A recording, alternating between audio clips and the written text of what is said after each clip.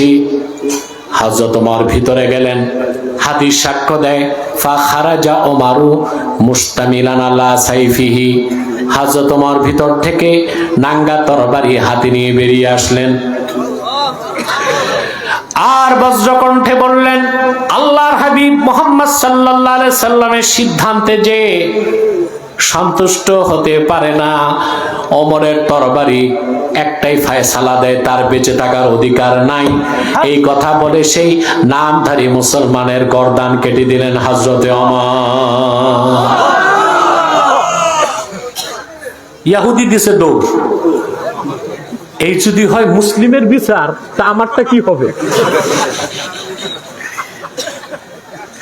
দৌড়াতে দৌড়াতে ইহুদি মসজিদ নববীতে হাজির, রাসূলুল্লাহ সাল্লাল্লাহু আলাইহি ওয়াসাল্লামের সামনে দাঁড়ায় কাঁপতেছে।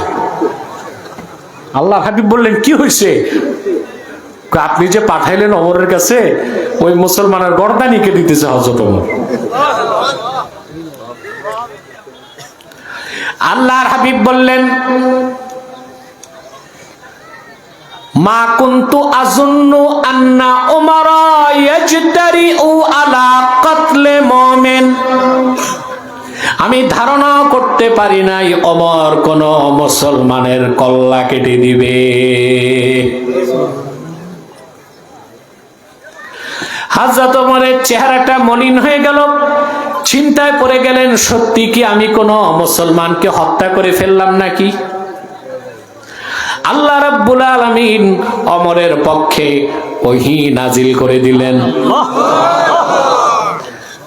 আল্লাহ ঘোষণা করলেন, ফালা ওয়া রাব্বিকা লা ইউমিনুনা হাত্তা ইউহাক্কিমুকা ফীমা শাজারা বাইনাহুম থুম্মা লা ইয়াজিদু ফি আনফুসিহিম হারাজাম মিম্মা কাদাইতা ওয়া ইউসাল্লিমু তাসলিমা। আল্লাহ তাআলা ঘোষণা করলেন, মুহাম্মদ সাল্লাল্লাহু আলাইহি সাল্লাম, আপনার রব আল্লাহর কসম, যতক্ষণ পর্যন্ত আপনার সাহাবীগণ তাদের ক্ষেত্রে সৃষ্ট বিরোধ নিরসনে আপনি মুহাম্মদ সাল্লাল্লাহু আলাইহি সাল্লামের ফয়সালাকে না মানবে, সন্তুষ্ট চিত্তে খুশি মনে, আমি আল্লাহ কসম করে বলছি তারা মুসলমান হতে পারে না। তাহলে ওমর যে লোকটার গর্দান কেটেছে সে মুনাফিক ছিল, মুসলিম ছিল না। কারণ আপনি আমার হাবিব মুহাম্মদ সাল্লাল্লাহু আলাইহি সাল্লাম আপনার হুকুমকে যে মানে নাই, সিদ্ধান্ত যে মেনে নেয় নাই, আমি আল্লাহর কাছে সে মুসলিম নয়। তাহলে ইবাদত কি? ইবাদত হচ্ছে আল্লাহ তার হাবিব মুহাম্মদ সাল্লাল্লাহু আলাইহি ওয়াসাল্লাম ১৫০০ বছর আগে যেই ক্ষেত্রে যেই আদেশ করেছেন তা মেনে নিতে হবে, যেই ক্ষেত্রে যা নিষেধ করেছেন তা ছেড়ে দিতে হবে। এর নাম কি? ইবাদত। তুমি নামাজ পড়লা, রোজা রাখলা, হজ করলা, যাকাত দিলা, সমানে সুদ খাইলা, তার তুমি হুকুম মানতেছো, নিষেধ? ইবাদত হইল? কথা বলে না। লম্বা স্লোগান দিয়া বলবা আমরা সুন্নি মুসলমান, আর তোমার লেনদেন, তোমার বিচার আচার, তোমার রাজনীতি, তোমার মিছিল মিটিং সব কাফের মুশরিক শয়তানের তাবেদারিতে। রং কয়টা হইল? একটা ইসলামের রং আর একটা শয়তানের রং। কবি গালেব বলেছেন, দো রঙ্গি ছোড় দে এক রঙ্গ হো যা, সরাপা মোম বনিয়া সঙ্গ হো যা। মুসলমান, দুই রং ছাড়ো, এক রং ধরো। ঠিকটা মাতো, জোরে মাতো। দুই রং ছাড়ো, হয় মোমের মতো গোলে খাঁটি মুমিন হও, নয় পাথরের মতো শক্ত হয়ে পুরা কাফের হও। কিছু ইসলাম, কিছু অন ইসলাম। কখনো দাড়ি টুপি, কখনো পেন্টাই, কখনো ঈদগায় দৌড়াবার, কখনো সিদ্ধেশ্বরী মন্দিরে পূজা মণ্ডপে। এটা মুসলমানের চরিত্র না, এটা মুনাফিকের চরিত্র। ঠিক কিনা বল? হিন্দু বৌদ্ধ খ্রিস্টান আছে না বাংলাদেশে? ওরা ওদের মতো থাকবে। ইসলামের হুকুম, কোন হিন্দু বৌদ্ধ খ্রিস্টান খাবার নাই, আপনি তারে মানবিক কারণে খাবার দিতে পারবেন। কথা বলেন। অসুস্থ হাসপাতালে ভর্তি, আপনি তাকে চিকিৎসা সেবা দিতে পারবেন। মানুষ তো। মেয়ের বিয়ে হয় না, আপনি তাকে বিয়ের জন্য টাকা দিতে, কিন্তু খোদার কসম তার মূর্তি বানাইতে যদি 10টা পয়সা দাও তুমি কাফের হয়ে যাবা। কারণ এ আনাতুল কুফারি কুফরুন, কাফেরদেরকে মানবিক সাহায্য করা যাবে, কিন্তু কাফেরদেরকে কুফরি কাজে সাহায্য করা কুফরি।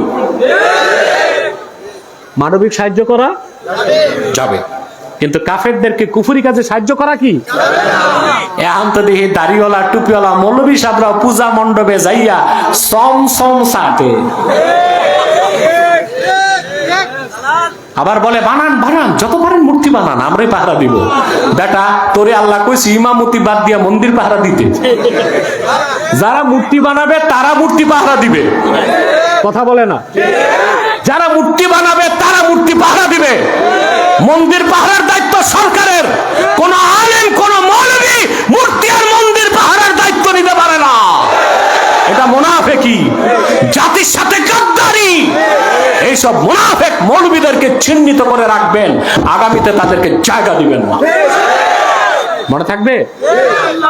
কাফেরদেরকে, অমুসলিমদেরকে মানবিক সাহায্য করা যাবে, কিন্তু ধর্মীয় কাজে সাহায্য করা যাবে না। মনে থাকবে? তোমার হিন্দুদের মানব সেবা দিতে হয়, বাড়িতে যাও, মন্দিরে কেন? কথা বলেন। কোন খ্রিস্টান অসুস্থ হাসপাতালে যাও, গির্জায় কেন? কোন বৌদ্ধরে তোমার সাহায্য করতে হয়, মেয়ের বিয়ে দিয়ে দাও, প্যাগোডায় কেন? সাধারণ মুসলমান তোমাদের প্রতি আস্থা রাখবে কেমনে? কথা বলে না? মানুষ তো মনে করবে কারোর জন্য যেটা না জায়েজ, মৌলবীদের জন্য তা জায়েজ। ওলামায়ে কেরাম যদি তাদের আস্থা হারিয়ে ফেলে, তো জাতি বিভ্রান্তে পড়ে যাবে। আমার আলেম ভাইদেরকে, সব আলেম না, হাতে গোনা 2-4টা ট্যাগ মারা ব্র্যান্ডিং মৌলবী, বাকি ওলামায়ে কেরাম আল্লাহর রহমতে হকের উপর আছে। আলহামদুলিল্লাহ বলেন, বলেন আলহামদুলিল্লাহ। তাহলে ভাইরা, ইবাদত হবে কার? ওই আল্লাহর পরিচয় কি? রব। সুবহানাল্লাহ কইবেন না? এবার আসেন একটু রবের পরিচয় জেনে নিই, নতুবা রবের ইবাদত করব কেমন করে? আল্লাহ রাব্বুল আলামিন বলেন, ইয়া আইয়ুহান নাস উবুদু রাব্বাকুম। এখন এখানে প্রশ্ন আসে, কোরআন শরীফের প্রথম হুকুম তো এটা, মাতো না বা প্রথম হুকুম। এখানে আল্লাহ তো বলতে পারতেন ইয়া আইয়ুহান নাস উবুদুল্লাহ, মানব জাতি আল্লাহর ইবাদত করে, এটা কেন বললেন না? কারণ আল্লাহ হচ্ছেন রব, আমরা হচ্ছি আব। আল্লাহ আমাদেরকে উবুদিয়াতের হুকুম করছেন, এই জন্য আল্লাহ তার বাকি নামগুলো উচ্চারণ না করে রব নামটা উচ্চারণ করেছেন। বলেন সুবহানাল্লাহ। ইবাদত হবে একমাত্র কার? আমরা কি আল্লাহকে রব বলে মেনে নিছি? না, বুকে হাত দিয়ে বলতে পারবেন না। জি না, পারবেন না, পারবেন না। আমি প্রমাণ দিচ্ছি, প্রমাণ দিচ্ছি। রব হিসেবে আল্লাহকে বিশ্বাস করার মানে হচ্ছে আল্লাহ যা হালাল করছেন তা হালাল বলে মেনে নেওয়া, আল্লাহ যা হারাম করছেন হারাম বলে। আল্লাহ যেটা হালাল করছে মানুষ ওটারে হারাম করে বাংলাদেশে, আল্লাহ যেটা হারাম করছেন মানুষ সেটা। তাহলে তো বোঝা যায় আপনি মানুষের হালালটারে মানলেন, আল্লাহর হারাম হালালটা মানলেন না। আল্লাহ হারাম করছে সেটা মানলেন না, মানুষ হালাল করছে ওইটা মানলেন। তাহলে আপনি দেখা যায় মহান আল্লাহকে বাদ দিয়া মানুষ হয়ে মানুষকে রব বানালেন। এটা শিরক না? কথা বলে না? এই শিরক থেকে আমরা মুক্ত হতে পারছি? আসেন কোরআন শরীফ থেকে প্রমাণ নেন। আল্লাহ রাব্বুল আলামিন সূরা আলে ইমরানে বলেন, কুল ইয়া আহলাল কিতাবি তাআলাউ ইলা কালিমাতিন সাওয়াইম বাইনানা ওয়া বাইনাকুম আল্লা না'বুদা ইল্লাল্লাহ ওয়া লা নুশরিকা বিহি শাইআন ওয়া লা يتخذ بعضنا বা'দান আরবাবাম মিন দুনিল্লাহ ফাইন তাওয়াল্লাউ ফাকুলু শাহাদু বিআন্না মুসলিমুন। আল্লাহ রাব্বুল আলামিন বলেন, প্রিয় হাবিব মুহাম্মদ মুস্তাফা সাল্লাল্লাহু আলাইহি ওয়াসাল্লাম, আপনি ডাক দিয়ে বলুন আমার পক্ষ থেকে, হে আহলে কিতাব, তাআলাউ ইলা কালিমাতিন সাওয়াইন বাইনানা ওয়া বাইনাকুম, আসে একটি কথায় আমরা ঐকমত্য স্থাপন করি, আর তা হলো আল্লাহ না'বুদা ইল্লাল্লাহ, আমরা আল্লাহ ছাড়া কারো ইবাদত করব না, ওয়ালা নুশরিকা বিহি শাইআ, আল্লাহর সাথে কাউকে শরীক করব না, ওয়ালা ইয়াত্তাখিযা বা'দুনা বা'দান আরবাবাম মিন দুনিল্লাহ, আর আমরা আল্লাহকে বাদ দিয়া মানুষ হয়ে অন্য মানুষকে রব বানাবো না। ব্যাখ্যা কি? মুস্তাদরাক আলা সাহিহাইনে এসেছে, সূরা আলে ইমরানের এই আয়াত নাজিলের পর, এই মিয়া সাহেব, এই বক্কা বক্কা, একটু পরে মুনাজাত হবে, এখন উঠার কি? একটা দুইটা লোক উঠলে তো সমস্যা নাই, কিন্তু তার তো ক্ষতি, মাতো তার ক্ষতি না? আর কয়েক মিনিট। আল্লাহ তাআলা বলেন,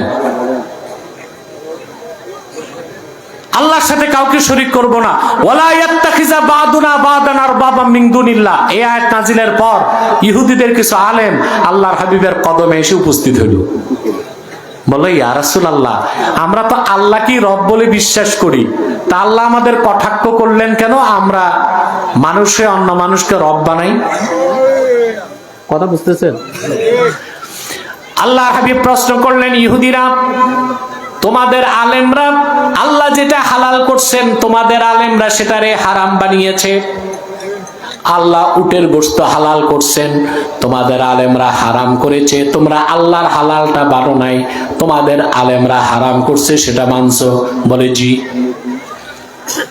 আল্লাহ যেটা হারাম করছেন তোমাদের আলেমরা হালাল করেছে, তোমরা আল্লাহ হারাম করছেন সেটা মানো নাই, তোমাদের পুরোহিতদের হারামটা হালাল করছে সেটা মানছো কিনা? তারা বলে, জি। আল্লাহর হাবিব বললেন, এভাবেই তোমরা আল্লাহকে বাদ দিয়া মানুষ হয়ে মানুষকে রব বানিয়েছো। তাহলে বোঝা যায় আল্লাহ যেটা হালাল করেন, কিয়ামত তক পৃথিবীর কোনো মানুষ তা হারাম করতে পারে না। আল্লাহ যেটা হারাম করেছেন, কিয়ামত তক পৃথিবীর কোনো মানুষ তা হালাল করতে পারে না। মানুষ যদি আল্লাহ যেটা হালাল করছেন সেটা বাদ দিয়া নিজেরা সেটারে হারাম বানায়, আল্লাহ যেটা হারাম করছেন সেটারে যদি তারা হালাল বানায়, ওই মানুষগুলো তাগুত হয়ে যায়, অর্থাৎ কাফেরদের নেতা। আর আল্লাহর আইন বাদ দিয়া মানুষের আইনগুলো যারা গ্রহণ করে তারা মুশরিক হয়ে যায়, আল্লাহর রুবুবিয়তে অন্যকে শরীক করার চেষ্টা করার কারণে। কথা বলে না? তা আমরা কি রব হিসেবে আল্লাহকে মানতে পারছি? পারি নাই তো। কথা বলে না? এই যে আপনারা এমপি বানান না, এই এমপি মানে কি? আইন প্রণেতা।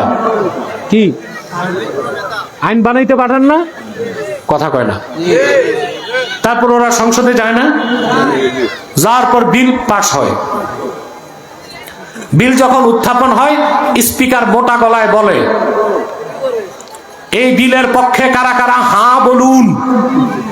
সব একসাথে বলে হা। তারপরে স্পিকার আইন বানায়, হা জয়যুক্ত হয়েছে, হা জয়যুক্ত হয়েছে, হা জয়যুক্ত হয়েছে। কোরআনে আল্লাহ করে রাখছেন হালাল, ওইটার ওরা হাই জয়যুক্ত করে কি বানাইছে? কোরআনে আল্লাহ করে রাখছেন হারাম, ওটাকে ওরা হাই জয়যুক্ত করে কি করছে? যেমন যেমন এই তো মদ খাওয়া কি, কিন্তু বাণিজ্য মন্ত্রণালয় ট্যাক্স নেয়, এটা লাইসেন্স দেওয়া হয়েছে। কথা বলেন? বিয়ে করা কি হালাল, কিন্তু বাংলাদেশের পরিবার শিশু ও মহিলা মন্ত্রণালয় আইন পাশ করছে। আইনটা বহুদিন যাবত চলতেছে।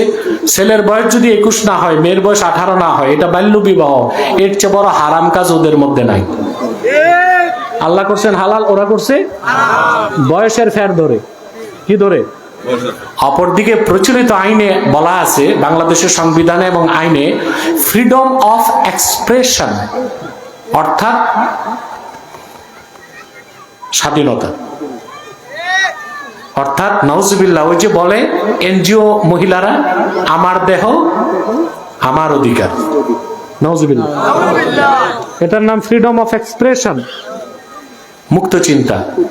ছেলের বয়স যাই থাক, মেয়ের বয়স যাই থাক, ওরা যদি একটু নিজেরা মন দেয়া নেয়ার মাধ্যমে বিয়ে শাদী ছাড়া একটু চা বাগানে, জঙ্গলে, রেস্তোরাঁয়, হাওরে যাইয়া একটু ফ্রি মিক্সিং, লিভ টুগেদার, লুচ্চামি, বদমাশি, জেনা করে, এটা হালাল কাজ।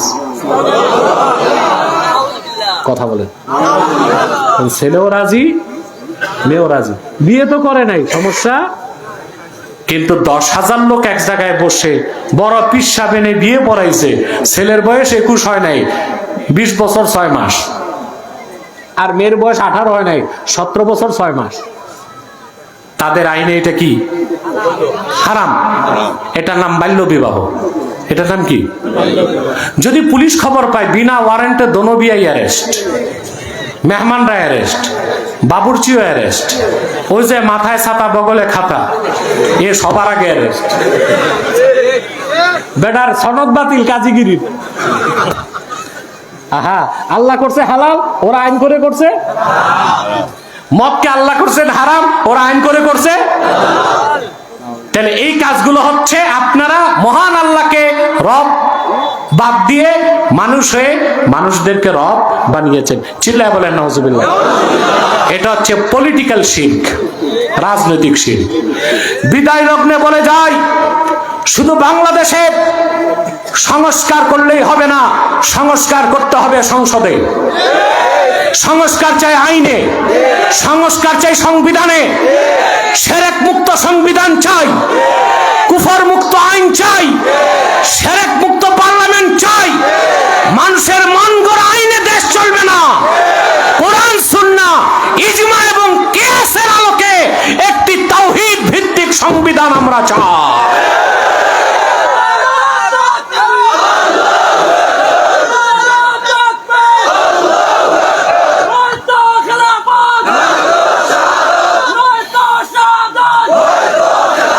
প্রিয় ভাইরা, আপনাদের ভাই যে কথা বলে যাচ্ছে, আজ কারো কাছে তা দুঃস্বপ্ন মনে হতে পারে, কিন্তু আমার মৃত্যুর পরে, আপনাদের মৃত্যুর পর পরবর্তী প্রজন্ম বাংলাদেশকে একটি ইসলামী শরিয়া রাষ্ট্র বানাবে ইনশাআল্লাহ।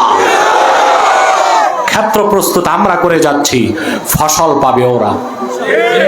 কিন্তু আমাদের ন্যারেটিভ, আমাদের বয়ান থেকে আমরা সরতে পারবো না। মনে থাকবে, এবার তো হবে কার? আল্লাহ রাব্বুল আলামিন বলেন, ইয়া আইয়ুহান নাস উবুদু রাব্বাকুমুল্লাযী খালাকাকুম ওয়াল্লাযীনা মিন ক্বাবলিকুম লাআল্লাকুম তাত্তাকুন। ভাইরা আমার, 101 ঘন্টা বাংলাদেশে অর্ধ বক্তা বা আলেমরা ইবাদতের ব্যাপারে যে সীমিত কথা বলে, তা আমি বলি নাই, বরং ইবাদতের ব্যাপারে নতুন কিছু ব্যাখ্যা, কিছু কথা আপনাদেরকে উপহার দিলাম। সেটা আমার মন গড়া নয়, কোরআন ও সুন্নাহর আলোকে। তবে এই কথাগুলো অনেক আলেম বা পীর বলতে চায় না, পিছু টান আছে। কি আছে? দেখা যায় মুরিদ কিছু কমে যাবে, দাওয়াত কিছু কমবে, হাদিয়া তোফার বান্ডিল ছোট হয়ে যাবে। আর আপনাদের এই ভাই বিশ্বাস করে, আল্লাহ কর্তৃক নির্ধারিত তারিখের 1 সেকেন্ড আগে আমার মৃত্যু হবে না। আর যদি মৃত্যু হয়, আমার কামনা এটাই, সেটা দিনের পথে, শাহাদাতের পথে। আমার সাথে একমত? আমি কি আপনাদেরকে আমার কাফেলায় পাবো? জোরে বলেন, পাবো? আল্লাহ কবুল করুক, আল্লাহ মঞ্জুর করুক। সাদাকাল্লাহুল আযীম ওয়া সাদাকা রাসূলুহুন নবিয়ুল কারীম ওয়া নাহনু আলা যালিকা মিনাশ শাহিদিন ওয়াশ শাকিরিন। আলহামদুলিল্লাহি রাব্বিল আলামিন। জি জি, সব জানি আমি। বক্কা বক্কা বক্কা মুনাজাত না করে যায় না। ওয়াজ হয়েছে, 2-1 জন উঠছে, ভাবসাব এইরকম যে আউলিয়ায়ে কেরাম, ওনাদের দোয়া লাগে না। সম্মানিত সুধী, আমি আর কষ্ট দিচ্ছি না। বিদায় লগ্নে বহুদিন পর ওসমানী নগরে আসছি, বহু বছর পরে না? এটার কারণ হচ্ছে যে আমি আসলে রাতে ভিতরে আসি না, পারি না, স্বাস্থ্যগত কারণে, ব্যস্ততার কারণে এবং সিকিউরিটি থ্রেটের কারণে। আল্লাহর হুকুম সতর্ক থাকি। দ্বিতীয় কথা হচ্ছে, বহুদিন পর যেহেতু আসছি, কিছু কথা বলে যাই। আপনার এখানে বিভিন্ন দল ও মতের লোক আছেন, বসো সবাই, আছেন না? বিভিন্ন দল ও মতের লোক, কেউ আলিয়া, কেউ কমি, কেউ সাদা টুপি, কেউ কালো টুপি, কেউ গোল টুপি, কেউ লম্বা টুপি। থাক ভাই, যার যার মাসলাক তার কাছে থাক। আমার স্লোগান মাসলাক যার যার, দিন ইসলাম সবার। সামনে বসে, মাসলাক যার যার, দিন ইসলাম। আরে ভাই, টুপি নিয়ে ঝগড়া করো, দেশ যদি না থাকে কল্লাই তো থাকবে না, তো টুপি বসাইবা কই? তিনটি ইস্যুতে আমরা এক হয়ে যাব। কয়টি? ইসলামের সুমহান স্বার্থ রক্ষায় আমরা ঐক্যবদ্ধ হব। মুসলমানদের মৌলিক দাবিগুলো আদায় আমরা এক হব। দেশ স্বাধীন হয়েছে 53 বছর, আমাদের মৌলিক দাবিগুলো কোন সরকার মানছে? কুখ্যাত কাফের কাদিয়ানীদেরকে অমুসলিম ঘোষণা করো। পাকিস্তান আমল থেকে মুসলমানরা এই দাবি করতেছে। আইয়ুব মানে নাই, ইয়াহিয়া মানে নাই, ভুট্টু মানে নাই, পরবর্তীতে যারা বাংলাদেশ স্বাধীন করছে কেউ তো মানে নাই। কথা বলে,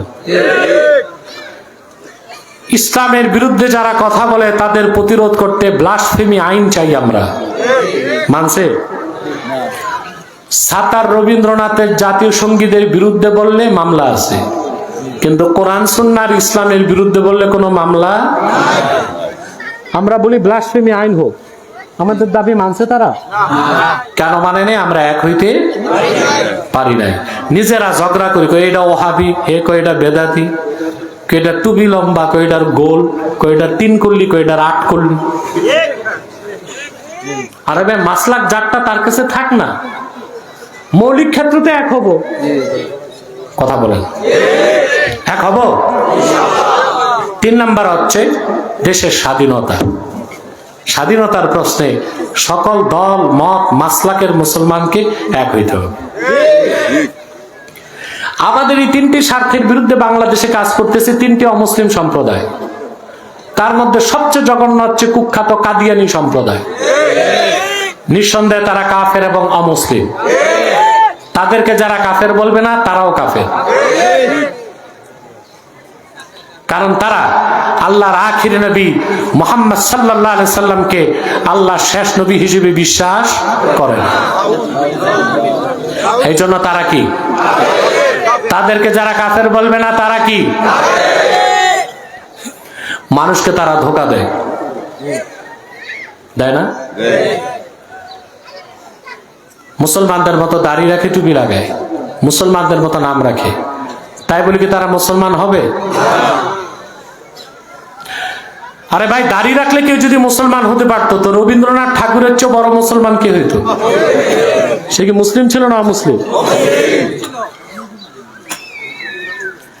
টুপি লাগাইলে মুসলমান হওয়া যায়? গয়েশ্বর বাবু লাগায় না, মুসলিম হবে? দিল্লি পার্লামেন্টে হিন্দু এমপিরা লাগায় না, মুসলিম হবে?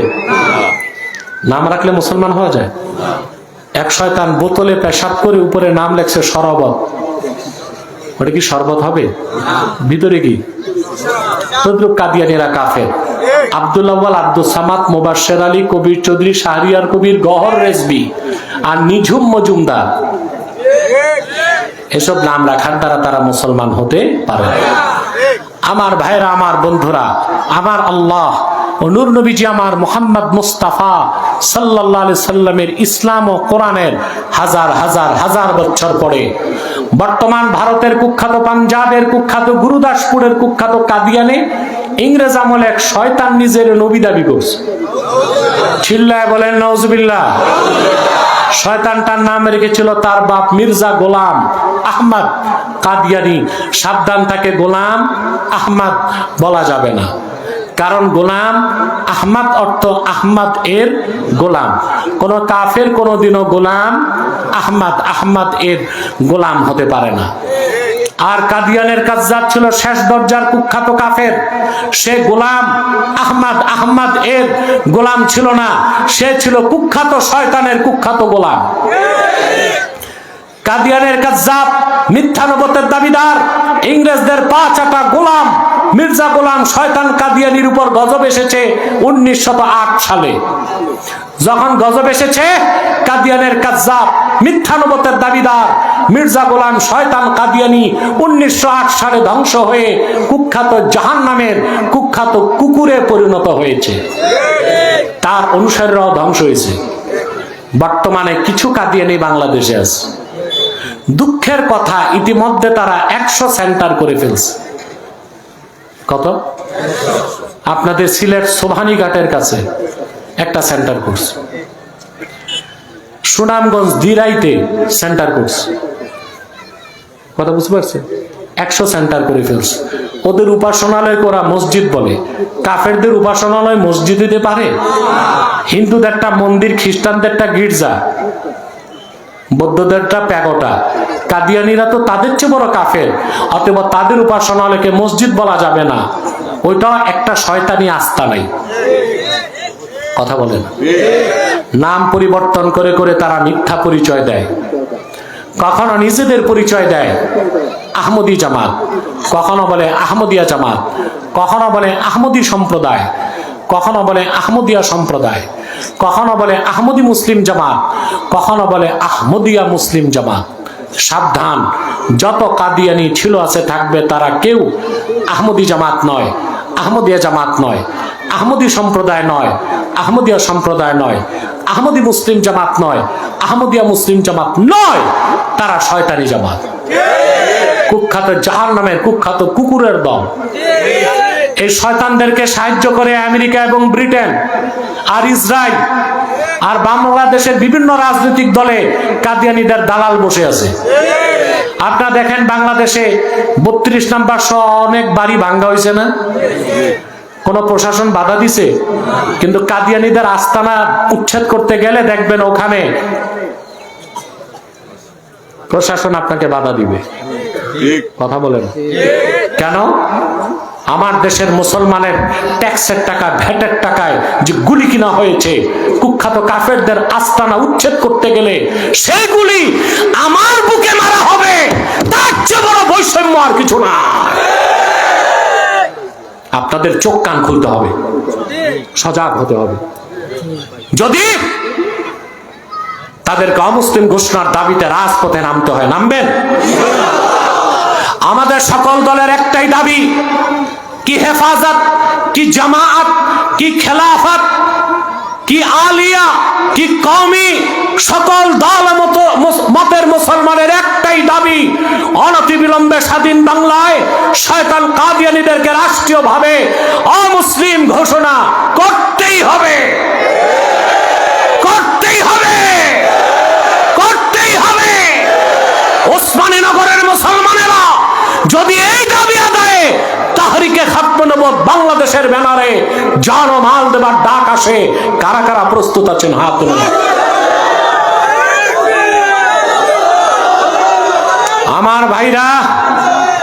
আমার ভাইরা, এই শয়তানদেরকে অর্থনৈতিক সহযোগিতা করবেন না। করেন? জি, প্রাণ কোম্পানির যত জিনিস তাদের, সেজান কোম্পানির জুস তাদের, আর FL এর পণ্যগুলো তাদের, প্রথম আলো, ডেলি স্টার, কালের কণ্ঠ, এগুলো তাদের। এগুলো ধরবেন না, কিনবেন না, বেচবেন না। মনে থাকবে মুসলমান। আরেকটা মুসলিম সম্প্রদায় আমাদের স্বাধীনতায় হাত দিতে চাচ্ছে, এটা হচ্ছে ইসাই জামাত, খ্রিস্টানদের একটা গোপন দল। এরা বাংলাদেশে নামছে 1975 সালে। কত সালে? এরা নিজেদেরকে বলে মুসলিম, আসলে তারা খ্রিস্টান। বুঝলেন? মানুষকে খ্রিস্টান বানায় বলে তুমি ইসাই তরিকাভুক্ত মুসলমান, বলে তার মানে বলে তুমি ঈসার উম্মত মুসলমান। নাউজুবিল্লাহ পড়লেন না? ঈসার উম্মত মুসলমান না খ্রিস্টান? এই পর্যন্ত 2.5 লক্ষ পরিবারকে তারা খ্রিস্টান বানাইছে। অন্যান্য খ্রিস্টান মিশনারি তো আছেই, দানের নামে, এনজিও প্রতিষ্ঠানের নামে মানুষকে খ্রিস্টান বানাচ্ছে। এই যে 21-22 দিন আগে রংপুর হারাগাছে 300 মুসলমান এক গ্রামে খ্রিস্টান হয়ে গেছে। বড়দিন উপলক্ষে খ্রিস্টানরা শুধু এক একজনের 45,000 টাকা দিচ্ছে। আলহামদুলিল্লাহ, তাহরিক সেখানে কর্মসূচি দিয়েছে। আমি যাচ্ছি 25শে ফেব্রুয়ারি ইনশাআল্লাহ। অনেক খ্রিস্টান আবার তওবা করে মুসলমান হবার আশ্বাস দিয়েছে। আমার